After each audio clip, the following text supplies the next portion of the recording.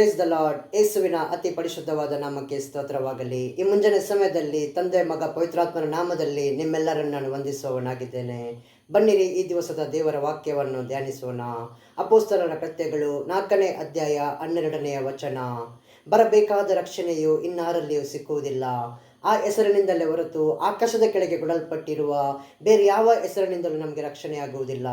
ಪ್ರಿಯರೇ, ನಮಗೆ ರಕ್ಷಣೆ ಆಗುವುದು ಏಕೈಕ ನಾಮ, ಅದು ಯೇಸುವಿನ ನಾಮ ಮಾತ್ರ.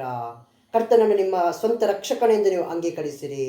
ಕರ್ತನೇ ದೇವರೆಂದು ಅಂಗೀಕರಿಸಿರಿ. ಯಾಕಂದರೆ ಯೇಸು ಎಂಬ ದೇವರು ಹೊರತು ಬೇರೆ ಯಾವ ದೇವರು ಇಲ್ಲ ಪ್ರಿಯರೇ.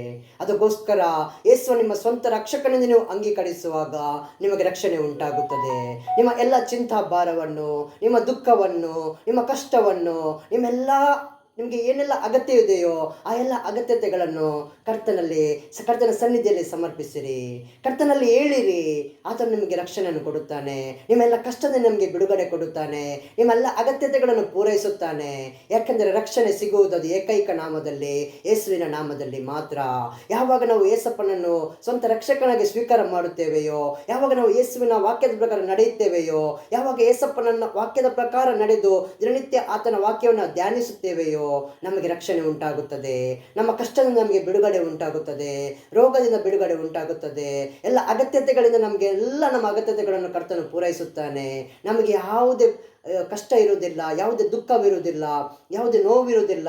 ಯಾಕಂದರೆ ನಮ್ಮ ನೋವನ್ನು, ನಮ್ಮ ಕಷ್ಟವನ್ನು, ನಮ್ಮ ದುಃಖವನ್ನು ಆತನು ಶಿಲುಬೆಯಲ್ಲಿ ಹೊತ್ತಿದ್ದಾನೆ. ಅದೆಲ್ಲವೂ ಆ ದಿನ ತೀರಿದೆ.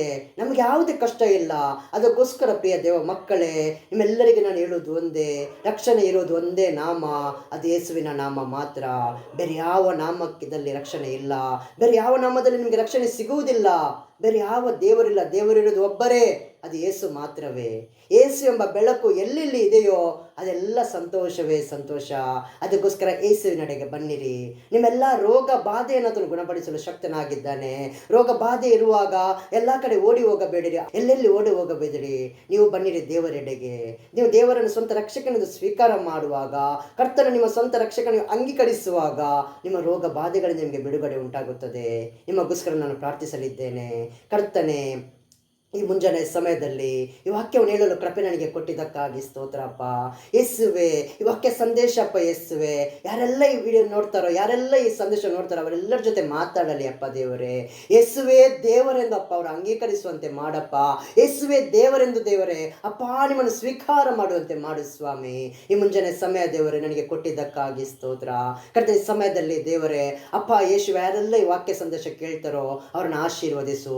ಅವರೆಲ್ಲ ಕಷ್ಟಗಳಿಂದ, ದುಃಖಗಳಿಂದ, ಎಲ್ಲ ಸಾಲಗಳಿಂದ, ಎಲ್ಲ ಕೊರತೆಗಳಿಂದ ನಮಗೆ ಬಿಡುಗಡೆ ಕೊಡಪ್ಪ ದೇವರೇ.